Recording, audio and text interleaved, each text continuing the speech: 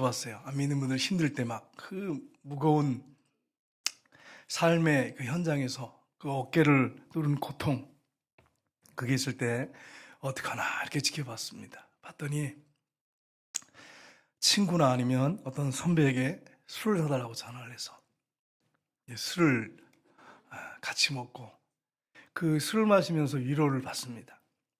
문제 해결된 건 아니에요. 문제는 그대로 있어요.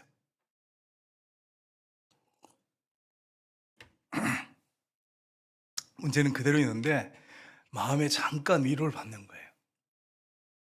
근데 술 먹을 때 위로 있는 거죠. 그 고통, 그 무거운 힘든 걸 있는 것 뿐입니다. 그런데 우리 예수님은 오늘 본문에 보시면 수고하고 무거운 짐자들아 다 내게로 오라. 내가 너희를 쉬게 하리라고 이렇게 우리를 초청하고 계십니다. 근데 짐 중에 가장 무거운 짐이 뭐냐면 죄의 짐이에요. 그 죄책감. 여기 사로잡히면 정말 견디기 힘듭니다. 그냥 차라리 잊어버리고 이렇게 하면 좋은데 다 생각나고 하고 하면 견디질 못해요. 죄의 짐, 영적인 어떤 그런 짐이죠. 또 어떤 힘들고 어려운 무거운 짐, 또 사람과의 관계에서 오는 어떤 짐, 자녀 때문에 고통스러운 어떤 일들, 나를 꽉 눌러서 죽을 것 같이 그렇게 힘들게 하는 문제들이 우리 가운데 있습니다. 그런데 예수님이 그런 사람들은 다 내게로 오라 이렇게 초청하고 계십니다. 이게 얼마나 큰 축복입니까?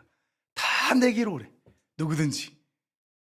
이게 교회 와서 해결될 문제가 아니고 교회 와도 문제가 해결되지 않는 분들이 많아요. 여러분 아시잖아요. 교회 와서 예배드리고 교회 와서 신앙생활 한다고 다 해결되는 게 아니에요. 어떤 분들은 교회를 그냥 종교인처럼 왔다 갔다 하는 분 있잖아요. 해결이 안 돼. 근데 예수님을 진짜 인격적으로 만나고 그분 앞에 엎드려서 그분을 만날 때 우리의 무거운 짐이 해결된다고 하는 것을 주님이 말씀하고 계시는 것입니다. 그래서 오늘 본문에 예수님이 다 내게로 오라 내가 너희를 쉬게 하려고 말씀하셨는데 우리의 영혼의 진정한 안식을 얻으려면 우리가 어떻게 해야 하는지 오늘 본문 말씀을 중심으로 살펴보긴 합니다. 첫 번째는 우리가 예수님께로 가야 됩니다. 삼위일체 하나님이세요. 성부, 성자, 성령 삼위일체 하나님이십니다. 그런데 이익격이신 성자께서 이 땅에 오셨습니다. 그래서 이제 조금 있으면 성탄절이 이제 다가오는데 예수라고 하는 것은 이름입니다. 하나님이 인간의 모습을 입고 온 성령으로 잉태해서 인간의 모습으로 오신 이름이 예수입니다. 그가 자기 백성을 저희 죄에서 구원할 자심이라. 그 이름입니다. 근데 예수 그리스도, 그 뒤에 그리스도로가 붙였는데 이건 메시아, 히브리어는 메시아고 헬라어는 그리스도인데 이거는 역할이에요. 예수님이 어떤 역할을 할 것인가? 그분의 사명이 뭐냐? 십자가에 못 박혀 피 흘려 죽으셔서 우리를 죄에서 구원하시는, 인류를 죄에서 구원하시는 메시아라고 하는 역할을 지금 말씀합니다. 그래서 예수 그리스도라고 이렇게 정확하게 우리가 말할 때 표현을 합니다. 예수는 이름이고 그리스도는 역할이에요. 예수 그리스도. 그분이 오늘 본문에 보시면 사람이 아니에요. 사람은 어느 누구도 이렇게 말할 수 없습니다. 어느 교주나 종교 창시자도 이렇게 다 내게로 오라 이렇게 말할 수가 없어요.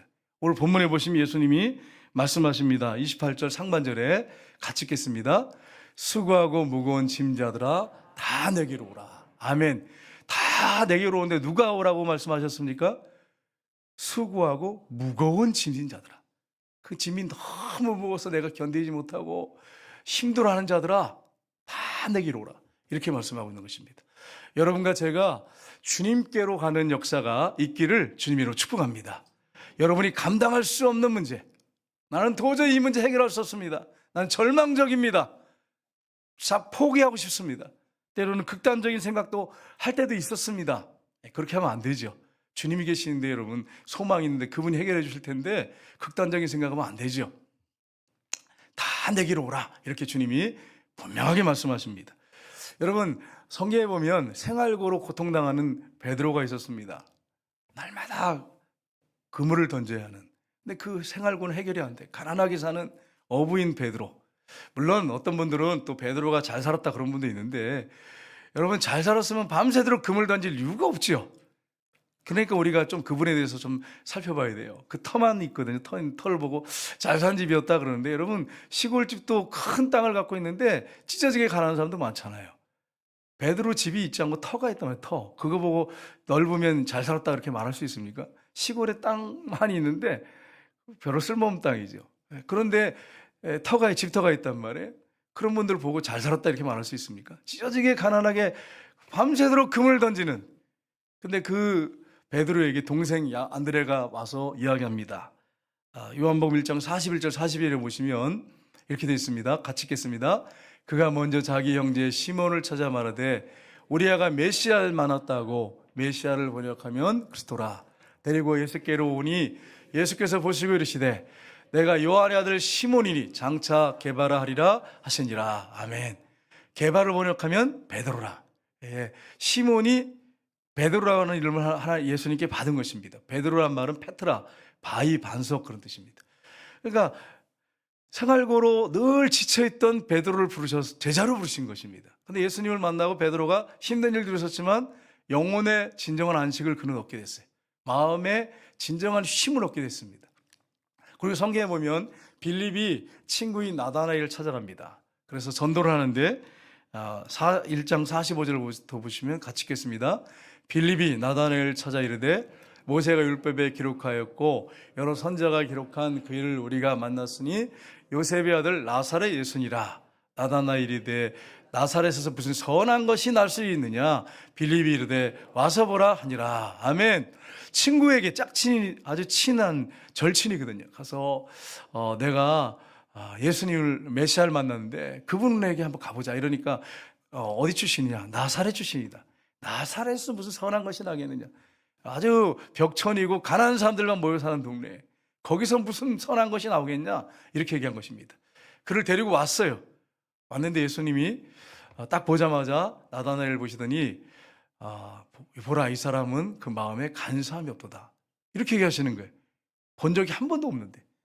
그러니까 당황이 돼가지고 날 어떻게 아십니까? 이렇게 질문했어요. 예수님이 뭐라고 말씀하십니까? 네가 무화과 나무 아래 있을 때 내가 보았느니라. 원어상에 보면 계속 지켜보셨다는 거예요.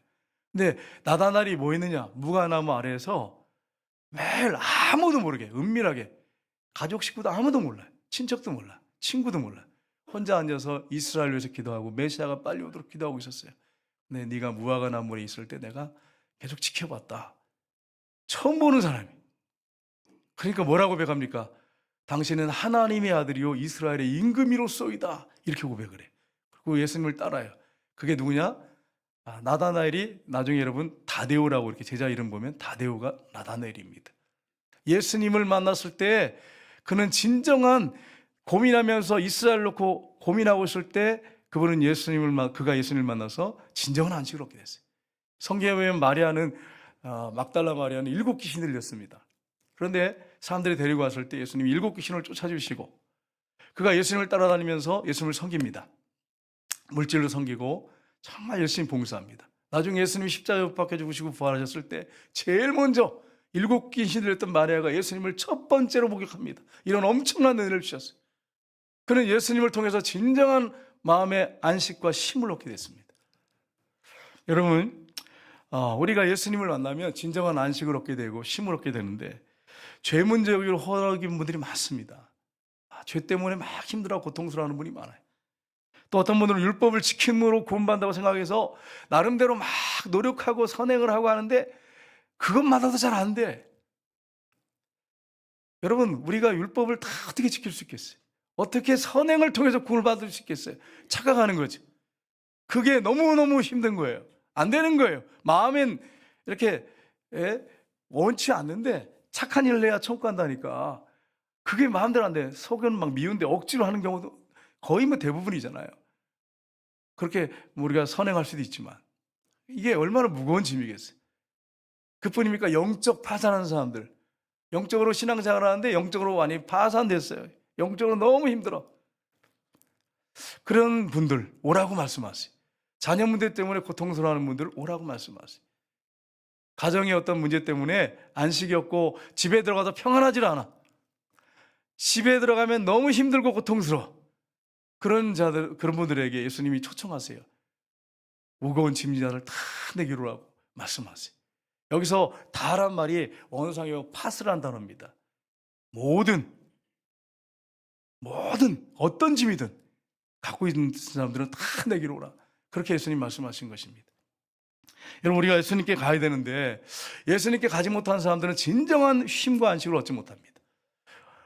교회를 30년 넘게 권사로 봉사했던 한 권사님이 계셨는데, 이 권사님이 어느 날 이제 한 교회 목사님이 와서 설교를 하시는데, 예수님을 그분이 십자가에 못 박혀 주시고 부활하셨는데, 그분을 영이 그분이 내 안에 들어오시는데 주인으로 구세주로 모셔드리지 않으면 천국 갈 수 없습니다. 그거 외에는 다른 길이 없습니다. 예수님만이 천국 가는 유일한 길입니다. 이런 설교를 듣게 됩니다. 근데 이 권사님이 뭐라고 고백하냐면, 내가 30년 넘게 권사로서 봉사했는데 헛봉사했습니다. 이런 고백을 했어요. 이게 무슨 말이냐면, 자기가 교회 처음 나왔을 때 교회 이렇게 출석하는데 한 분이 딱 보더니, 아유, 당신 보니까 섬김의 연세가 있는 것 같습니다. 그래가지고 섬겨야 되는구나. 그래, 천국 가는구나. 그래가지고 교회에 빠지지 않고 나왔어요. 그러니까 빠지고 나오니까 집사도 되고 권사도 됐잖아요.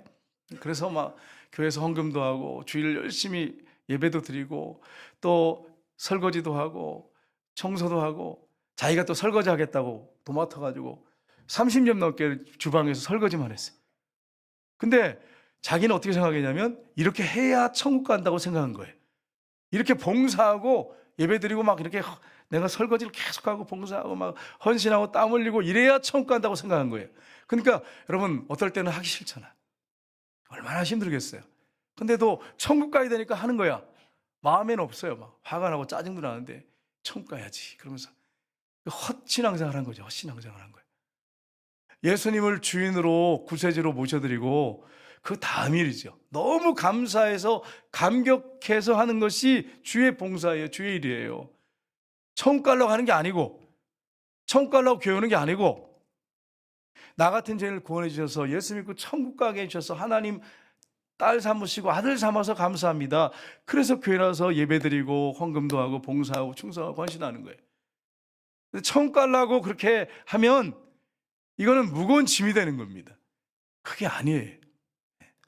예수 믿고 구원 받았기 때문에 감사해서 하는 것입니다. 그러니까 여러분, 우리가 천국 가려고 하는데 내 노력 갖고 안 되는 거 느끼시는 분들, 그 무거운 멍에 그런 짐을 가진 사람들은 다 내게로 오라. 그렇게 주님이 분명하게 말씀을 하고 계시는 것입니다.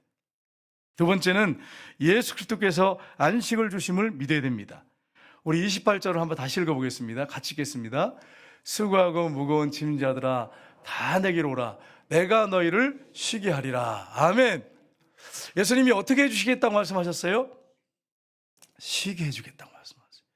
우리의 그 마음이 쉬게 하리라. 근데 이 원어상에 보니까 우리는 이걸 볼 때, 성경에 볼 때 마음을 쉬게 해주겠다 이런 말씀으로 우리가 볼 수 있는데, 원어상에 보면 영원히 쉬게 할 것이다. 영원히 쉬게 할 것이다. 물론 영원히 쉬면 마음이 편하니까 쉼이 옵니다. 근데 어떤 분들 보세요. 나 힘들어요. 그리고 잠을 자는데 잠을 자도 무거운 짐이 있어. 쉬는데도 쉬는 게 아니야. 마음이 너무 힘들어. 너무 고통스러운 분도 있어요. 분명히 그냥 일도 안 하고 그냥 먹고 그냥 의자에 앉아 있는데도 너무 마음이 힘들어. 영원히 쉬어야 돼. 영원히 안식이 있어야 돼. 영원히. 그래야 여러분 진정한 쉼이 되는 것입니다. 그런 자들을 예수님이 오라고 말씀하세요. 시편 23편 1절에서 3절에 보면 다윗이 하나님께 다 성들이채 맡기고 그분께 갔을 때 이런 고백을 합니다. 여호와는 나의 목자시니 내게 부족함이 없으리로다. 그가 나를 쉴 만한 물가로 인도하신도다. 내 영혼을 소생시키시고, 이런 말을 하고 있어요. 고백을 하고 있습니다. 그러니까 하나님께 모든 걸 성들이채 맡기고 그분 앞에 왔을 때, 그분께 맡기고 그분 곁에 있을 때 뭐가 오느냐? 우리에게 안식이 옵니다. 쉼이 옵니다. 성경에 보면 히스기야 왕이 죽게 됐습니다. 이사야 선지자를 통해서 내가 죽으리라 그랬습니다. 그가 죽는다는 소리를 듣고 벽을 향해서 눈물을 흘리면서 통곡하며 기도합니다. 하나님이여 나를 불쌍히 여기달라고, 내가 행한 것을 기억해달라고 그러면서 막 통곡을 하면 옵니다. 하나님이 살려주시겠다고 말씀하세요. 그리고 15년은 더 살려주십니다. 그때 히스기야 하나님 앞에 기도하는 내용 중에 쭉 보면 이런 내용이 있습니다. 이사야 38장 17절에 보시면 같이 읽겠습니다. 보옵소서, 내게 큰 고통을 도하신 것은 내게 평안을 주려 하심이라. 주께서 내 영혼을 사랑하사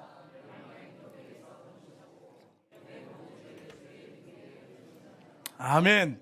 그가 죽는다는 소리를 듣고 통곡하면서 벽을 보면서 기도했을 때 하나님께서 그에게 15년의 생명을 연장시켜줬어요. 그가 지금 이 기도하는 내용이에요. 그 중에 한 구절만 지금 제가 여러분과 같이 읽은 것입니다. 나에게 큰 고통을 당한 것은 나에게 뭘 주려고 하신다고요? 평안을 주려 하십니다. 여러분 중에 마음이 지금 힘들고 고통스러운 분 있습니까? 나 너무 힘듭니다. 내 마음에 정말 너무 힘들어가지고 죽을 것 같습니다. 그런 분들에게 뭘 주기로 하신다고 주님이? 평안을 주기로 하십니다. 쉼을 주기로 하십니다. 그러니까 우리가 예수님께 가야 되는 거예요. 예수님께 평안을 주십니다. 그리고 우리가 죄진 거 회개했을 때 그 죄를 등 뒤로 던져버리시겠다고. 등 뒤로 던진단 말은 뭐예요? 기억도 하지 않고 내가 깨끗하게 용서해주고 사해주겠다는 말씀이에요. 그런 은혜를 베푸시겠다고 말씀하고 있습니다. 우리가 이제 천국에 갑니다. 죽어서 천국 가잖아요. 그러면 천국 가면 진정한 안식이 그때 옵니다. 이 땅에서는 또 어떤 문제가 해결되면 또 어떤 문제가 와서 또 산이 와서 막 힘들 수 있어요. 근데 천국 가면 진정한 안식이 있어요. 그래서 여러분 계시록 7장 17절을 보시면 이렇게 되어 있습니다. 같이 읽겠습니다. 이는 보좌 가운데 계신 어린 양이 그들의 목자가 되사 생명수 샘으로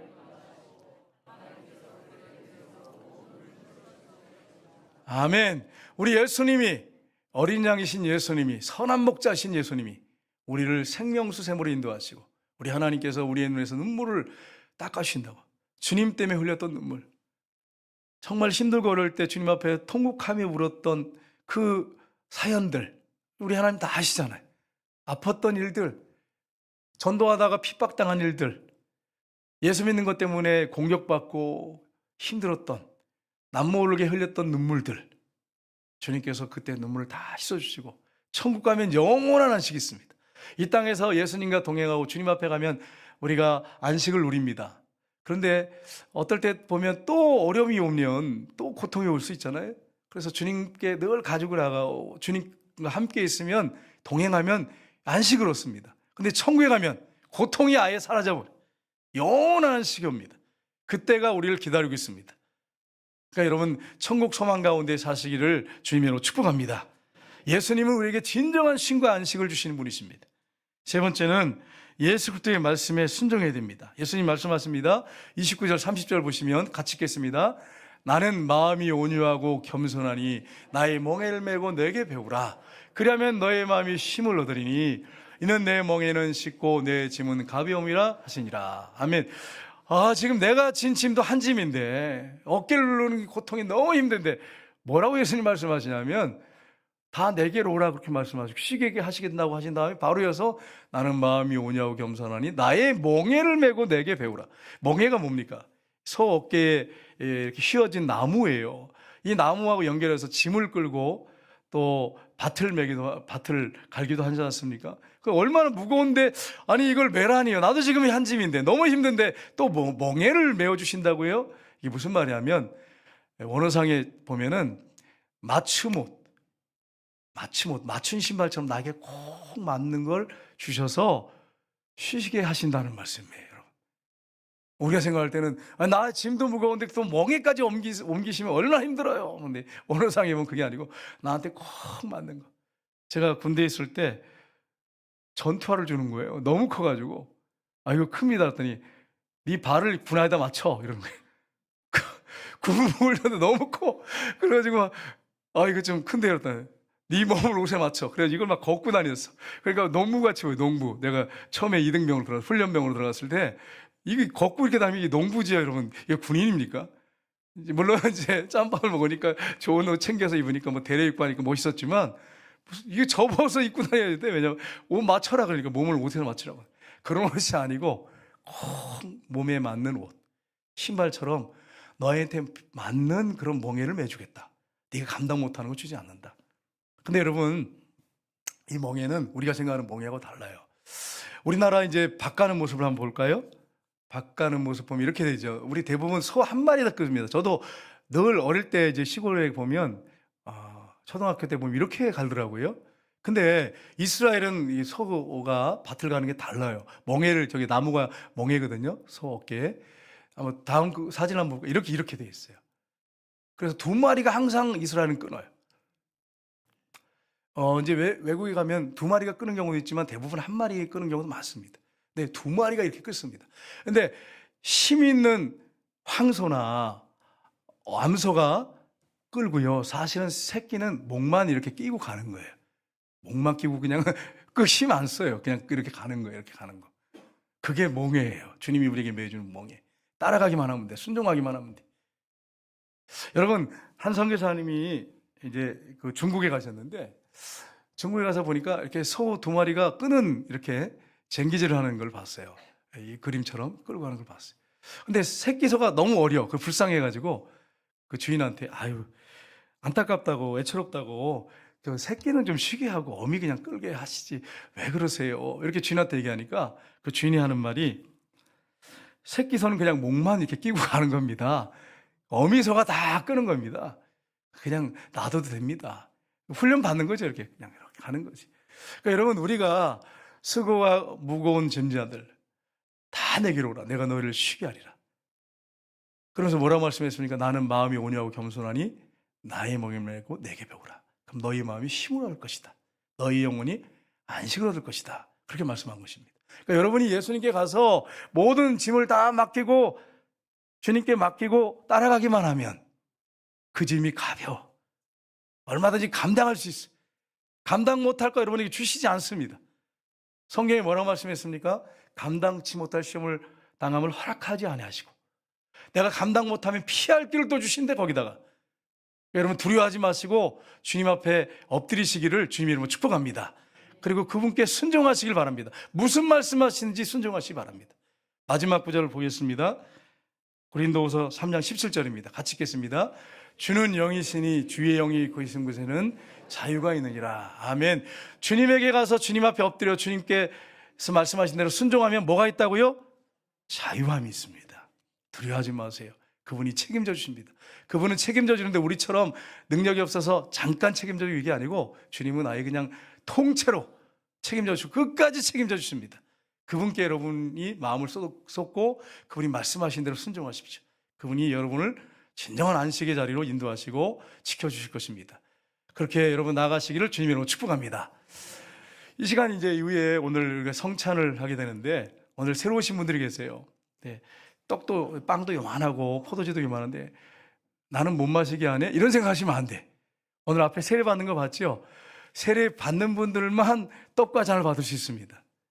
예전에 어떤 할머니는 오셔가지고 그걸 해가지고 이렇게 해가지고 이 손자한테 먹이고 그게 아니에요. 그러니까 여러분 나중에 집에 가서 먹이시면 돼. 잘 먹이시면 돼. 요만한 걸 가지고 이렇게 막 아무 생각도 없이 막 먹여요, 어린한테. 그게 아니고 여기는 영적 의미가 담겨 있습니다. 예수님이 나를 위해 십자가에 높이 달려서 살을 찌시고 피 흘려 죽으신 것을 상징하는 거고 피와 이 몸은 예수님 몸, 피는 예수님 이 포도주를 상징합니다. 피가 예수님의 몸에서 흘러내렸잖아요. 그걸 상징하는 것으로 우리가 의미를 가지고 포도주를 먹습니다. 그러니까 여러분이 조그만 거 왜 안 주나? 나는 왜 안 먹지 말라고 하나? 그렇게 생각하지 마시고 세례 받는 분들만 먹을 수 있는 것입니다. 그 의미를 아는 사람만 먹을 수 있는 것입니다.